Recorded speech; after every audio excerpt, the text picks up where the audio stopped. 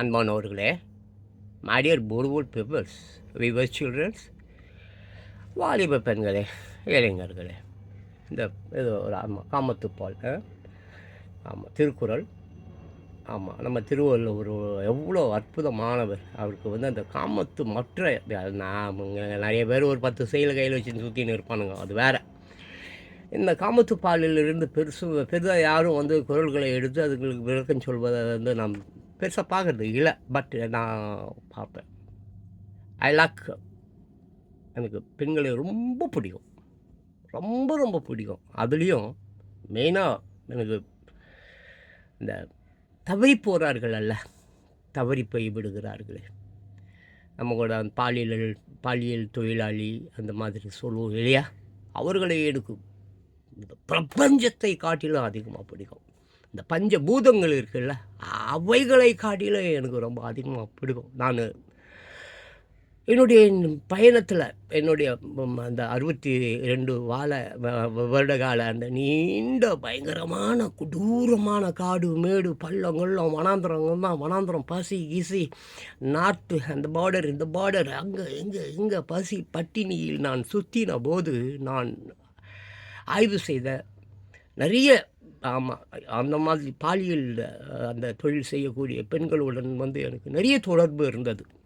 அவங்களுடைய வாழ்வு அந்த வாழ்வு இருக்கேப்பா, அது சொல்லி மாளாது. ஆமாம் கடலில் இருக்கிற நீர் இருக்குது இல்லையா, கடலில் எவ்வளோ நீர் இருக்குது, நீர் வாட்டர், அதை காட்டிலும் அவர்கள் கண்களில் அவ்வளோ வாட்டர் இருக்குது. கடலை காட்டிலும் அதிக நீர் கொண்டது எதுவென்றால் அது பெண்களின் கண்கள் தான். அவ்வளோ வாட்டர்ஸ் அங்கே இருக்குது. சம்டைம்ஸ் அவங்க அழுவுறது யாருக்குமே தெரியாது. அந்த மீன் அழுவுறது தெரியாது சொல்லுவாங்க. கடலில் மீன் அழுதா தெரியுமா? அப்படி தான் அவர்கள் அழுவது தெரியாது. அவர்களை பற்றி வள்ளுவர் என்ன சொல்கிறார் பாருங்க. மலர்கானின் மையாத்தி நெஞ்சே, இவள் கண் பலர் காணும் பூ ஒக்கும்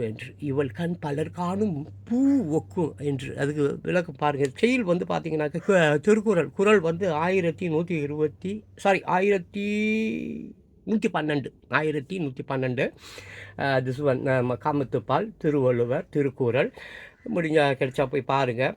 இதுக்கு பாருங்கள், மலர்கானின் மையாத்தி நெஞ்சே,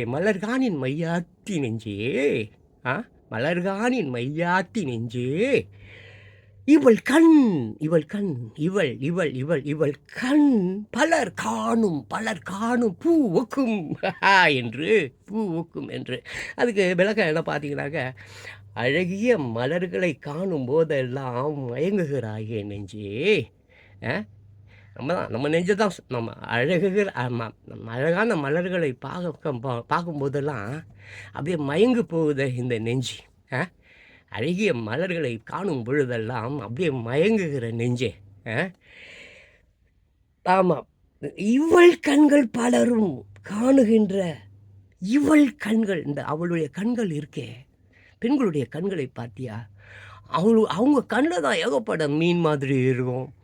தென் நிறைய அந்த கண்ணில் அவ்வளோ உருண்டை கண்கள், நிலா போன்ற அந்த ஆம்பளைங்க மூஞ்சி பார்க்க முடியாது. ஆம்பளைங்க மூஞ்சி பார்த்து கர்மம் பிடிச்சவனுங்க, அவனை போய் அவன் பார்ப்பான். சரி, அதை விட்டுரு.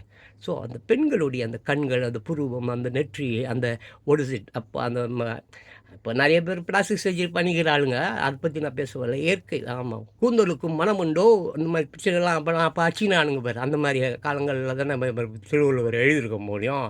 இப்போ போய் நயன்தாரா மூஞ்சை பற்றி அவர் எழுதுவார். இல்லை, இப்போ நாய் போய் நிறைய கடுகுதுங்களே, செலிபிரிட்டிஸ்ன்னு சொல்லிட்டு அதுங்க மூஞ்சிங்களை போய் பார்க்க முடியுமா? நாரும் கப்படிக்கும். அதை பற்றிலாம் அவர் திருக்குறள் எழுதலை. அவர் எழுதுனா அந்த காலம், அவர் வாழ்ந்த காலத்தில் எழுதியிருக்கிறார். எப்படி எழுதியிருக்கிறார் பார்த்தீங்கன்னா, அழகிய மலர்களை காணும் போதெல்லாம் மயங்குகிறாயே நெஞ்சே, இவள் கண்கள் பலரும் காணுகின்ற இந்த பூக்களை போலல்லவா இருக்கின்றன. பலரும் பார்க்கின்ற மலர்கள், பலரும் பார்க்கின்ற பூக்கள்.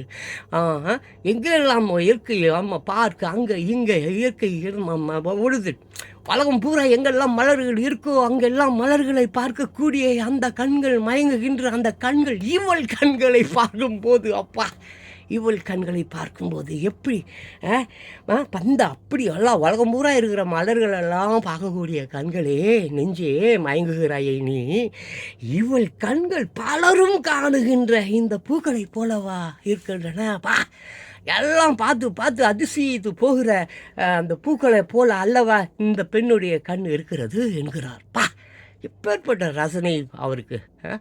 எவ்வளோ அழகாக பெண்ணை அவர் வந்து ஓடுது. எப்படி அவர் அந்த பெண்களை உள் வாங்க இருந்திருந்தால், அதுவும் அந்த காலத்தில் இவ்வளோ அழகாக எழுதியிருக்க முடியும்? அப்பா எவ்வளோ உள்வாங்கி இருக்கிறார் பெண்களை. எவ்வளோ அழகான இந்த பெண்கள். பெண்கள் இல்லை என்றால் இந்த உலகம் அவ்வளோ கூட ஆசையாது. அவெல்லாம் தூக்கு போட்டு சேர்த்துருவான் திட்டு பசங்க. ஆனால் பட் என்ன, what is going on now? பதிவு பெண்களே, இளைஞர்களே, இது உங்களுக்கு உண்டான ஒரு பதிவு. இப்போ என்ன நடந்துன்னு இருக்குது பார்த்தீங்களா? மேடைகளில் ஆகட்டும், டிவிகளில் ஆகட்டும், சேனல்கள், சோஷியல் மீடியா, அங்கே இங்கே பத்திரிக்கை புக்ஸ் எங்கே பார்த்தாலும் சீமான் அவரை பற்றியும் அந்த விஜயலட்சுமி அவரை பற்றியும் தப்பு இட் இஸ் பி இருந்துட்டு போட்டுங்க. என்னங்க அதில் தப்பு? ஏங்க, இயற்கை ஒரு ஆணையும் பெண்ணையும் படைத்ததே செக்ஸுக்கு தான். திருவள்ளுவர் எவ்வளோ அழகாக வர்ணிச்சிருக்கிறாரு. அப்படிப்பட்ட ஒரு விஷயம், சீக்ரெட்டாக இருக்க வேண்டிய ஒரு விஷயம், தங்களுக்குள்ளாரவே இருக்கக்கூடிய ஒரு விஷயத்தை மேடையில் போட்டு அசிங்கப்பட்டின்னு மீடியாலாம் அதை மீடியா அந்த என்னங்க சோஷியல் மீடியாவுங்க, இந்த ப்ரைம் சேனல்ஸ்ன்னு சொல்கிறானுங்களே, சத்தியமாக சொல்கிறேன், இந்த ப்ரைம் சேனல்ஸ் தான் prime what is it man, அது என்ன கருமை அளவு, இந்த டிஆர்பி மயிர்பி அதெல்லாம் சொல்லுவானுங்களே, கருமை மோசமான பி மலம் தின்றவனுங்க தான் அவனுங்கெல்லாம். இல்லைன்னா எது 10 பைசாவுக்கு பிரயோஜனம் இல்லாத ஒரு விஷயத்த தினம் பேசுகிறான். உலகத்தில் எவ்வளோ என் பிள்ளைங்கள்லாம் பரீட்சை எழுத போயிருக்குது. என் பிள்ளைங்க பரீட்சை எழுத போயிருக்குதியா, +2 பரீட்சை எழுத போயிருக்குது. 27ஆம் தேதி வரையும் அவங்க படிக்கணும். கஷ்டப்பட்டு உயிரை கொடுத்து அது படிக்கணும். அது படித்து உள்வாங்கி எக்ஸாம் எழுதணும். இதுலேயே 11,000 பேர் ஆப்சண்ட்டாக வேறு. இந்த சூழ்நிலையில் எவ்வளோ பிரச்சனைங்க இருக்குது தமிழ்நாட்டில். கல்வி சரியில்லை, படிப்பு சரியில்லை, சாராயம், குடி, கொலை.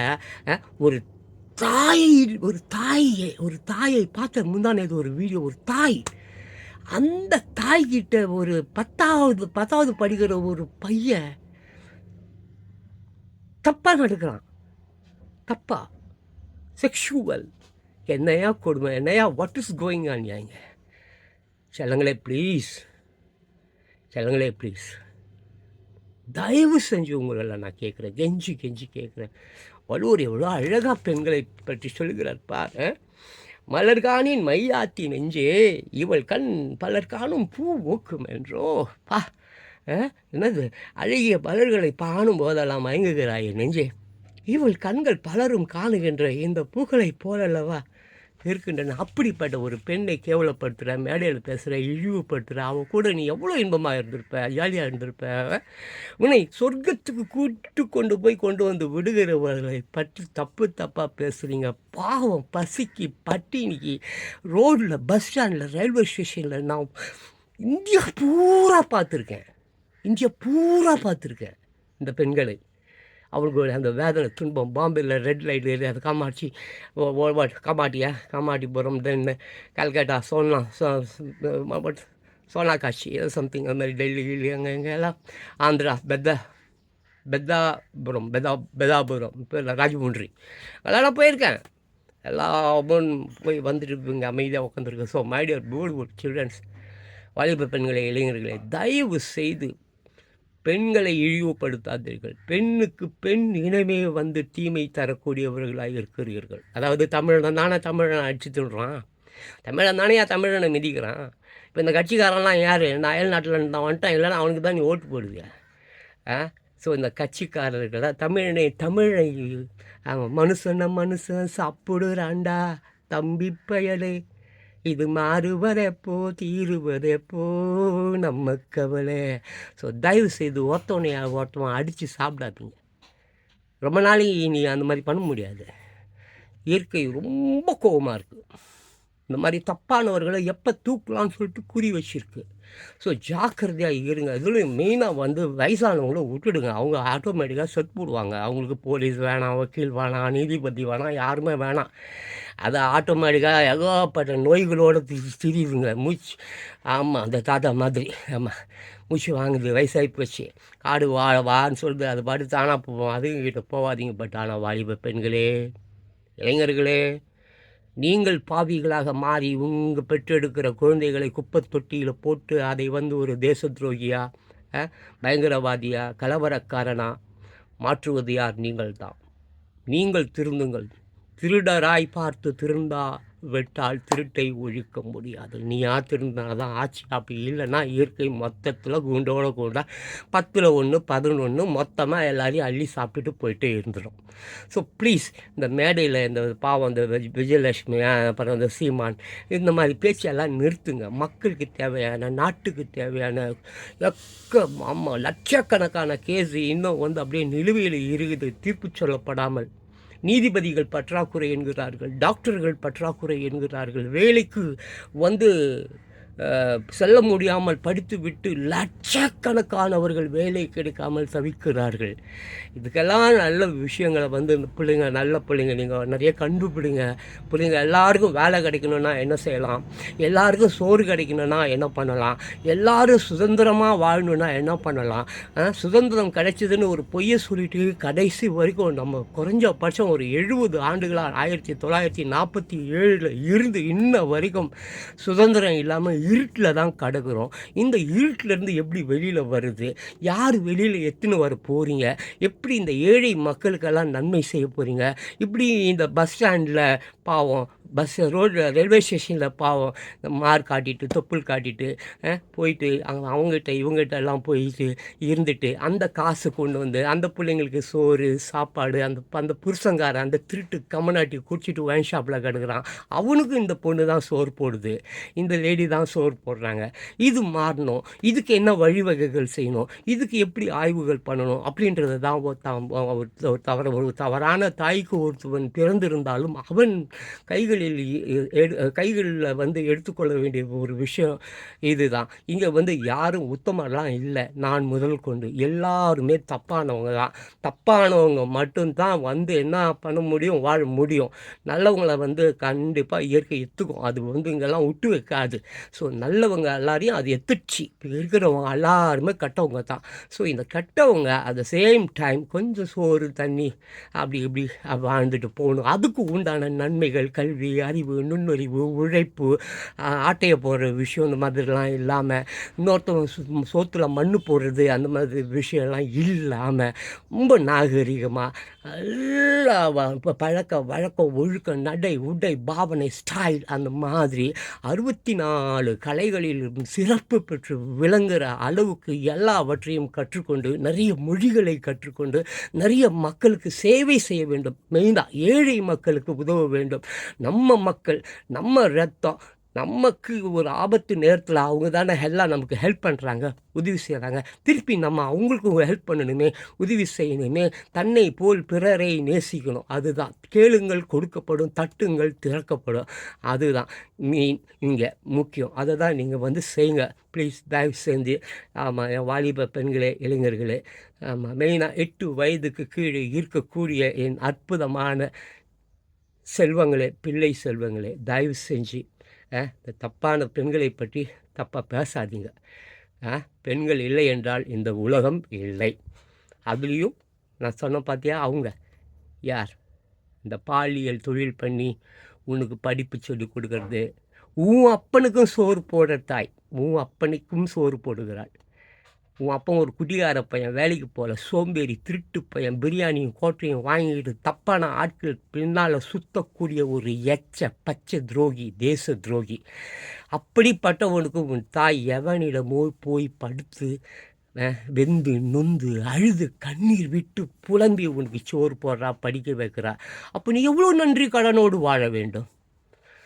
மாற்றி யோசி, சிந்தித்துப்பார்.